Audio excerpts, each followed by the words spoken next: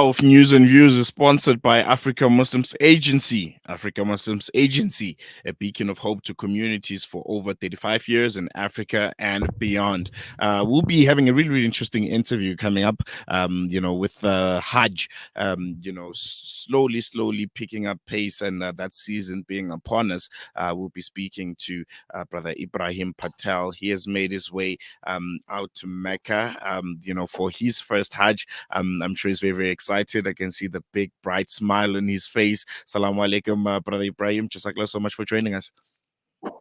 Walaikum salam wa rahmatullah. Jazakallah for having me on the show.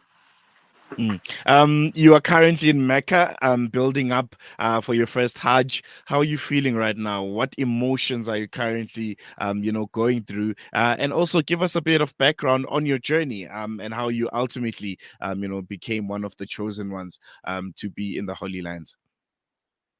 Okay, so my journey began around 2015. I decided to apply for the Hajj, and obviously we had COVID, and I got my calling, say around about January, which was extremely, yeah, I was extremely happy. Mm, And yeah, uh, it's just amazing experience. I can't believe that I'm here. I haven't been to the Holy Lands. mm, So it's quite a beautiful experience. First of all, I landed in Medina, and it's an amazing place, Medina. Something so special that you just hear these beautiful stories about our Prophet Sallallahu Alaihi Wasallam, his mosque and his city. And it's only when you go to Medina and see all these beautiful places, and that you really kind of sinks in.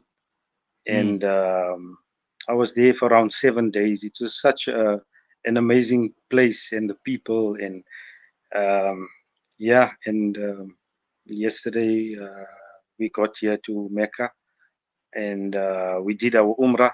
The first time I ever saw the Kaaba was such a surreal experience. mm, It was, you like, you kind of, uh, you can't believe, you like, got to pinch yourself that I'm actually here, you know. mm, mm, So a lot of emotions, a lot of, it's a bit difficult because of the crowds, and I'm somebody who's really don't like crowds. I kind of get scared of crowds and stuff. But when you're there, it's like you just go with the flow. You're like in the moment. You're in this special place. mm. So yeah, it's just been such a beautiful and amazing experience. And I'm sure spiritually also you are definitely feeling rejuvenated. I'm sure being in Mecca and witnessing the Kaaba in Medina, spiritually, I'm sure there was a shift in you inside. If you can share a bit with us on just how spiritually No, the situation overtook you. it's absolutely beautiful. You kind of reach out to your deepest soul. If you want to put it that way. And before you leave, all your family and friends and people always telling you what to read and what to say, and it kind of just all falls into place. And you kind of remember everybody that told you something, even people that you don't know, that you haven't seen for years and years and years, like in your childhood days. You remember them, and you Mm, remember all the deceased people, and you remember very strange things. So things that you wouldn't uh, kind of think of back home, in when mm. you're not in this spirit, if you want to call it that. And just in a not so distant future, you'll be embarking on your first Hajj. What are you most looking forward to? And also coming back home, what do you hope to bring? personally and also to your family as this new Yeah. rejuvenated person? Yes, I'm looking forward to for in performing the actual Hajj. I'm a bit nervous, you know. Mm, It's quite hot. It's very very hot. So we just taking it like one day at a time, taking it easy, you know. And obviously, um, you become, I would say, you become a different person because you see a lot of things here, you know. You experience a lot of things, like there's so many different cultures, and there's different people, there's different uh, everything is, you know, it's so different and so beautiful, if you want to call it.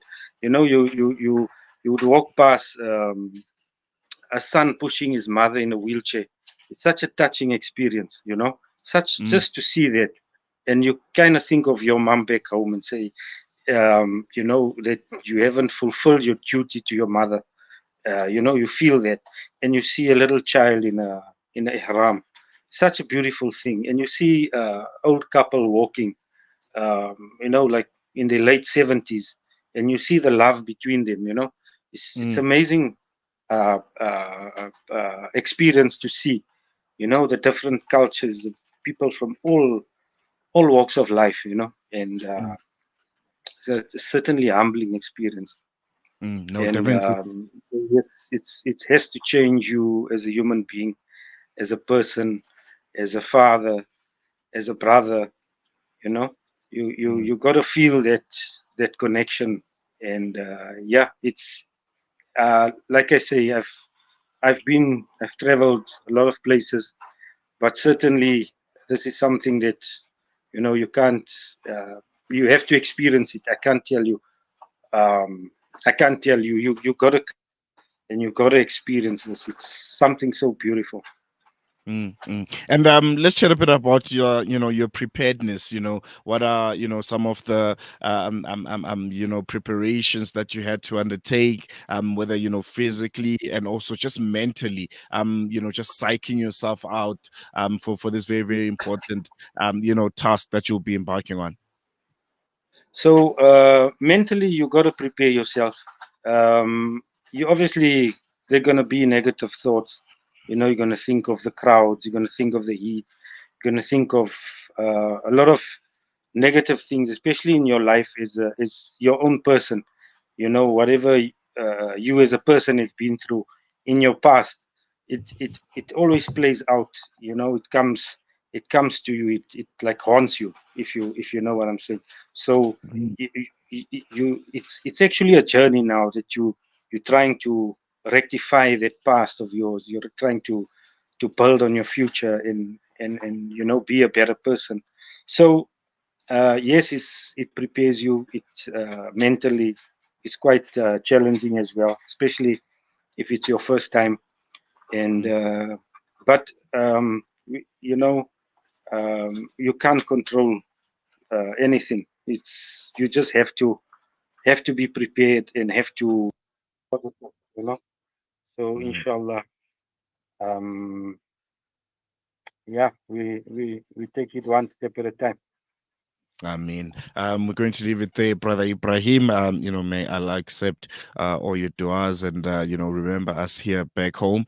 Wish you all the best. And I'm sure once you undertake your Hajj, we'll be catching up with you and just to check up on you and just to find out how your actual Hajj was. Just like, so much for joining us.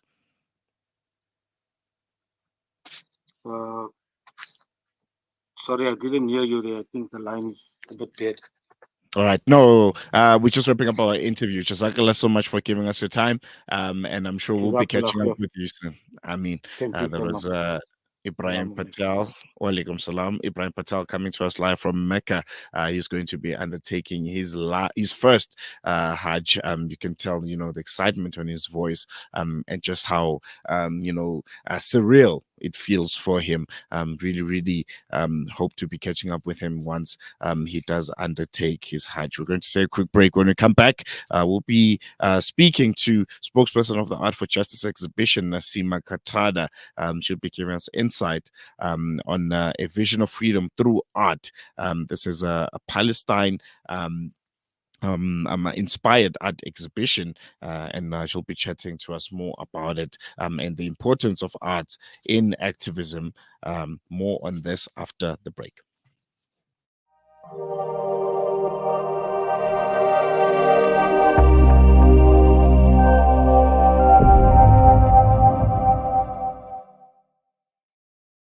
Comes more than just a girl's best friend. Voda Gold Gem Jewelers, where timeless dreams become a reality. Come to us. We tailor-make designer gold, platinum, and diamond jewelry. Trade in or remodel your old gold. Clad yourself with classy name-branded watches. We offer insurance valuation and freezer card calculation. Visit us at 534 Ridge Road, Overport, or call 031 208 9142. Voda Gold Gem Jewelers, manufacturers of fine gold and diamond.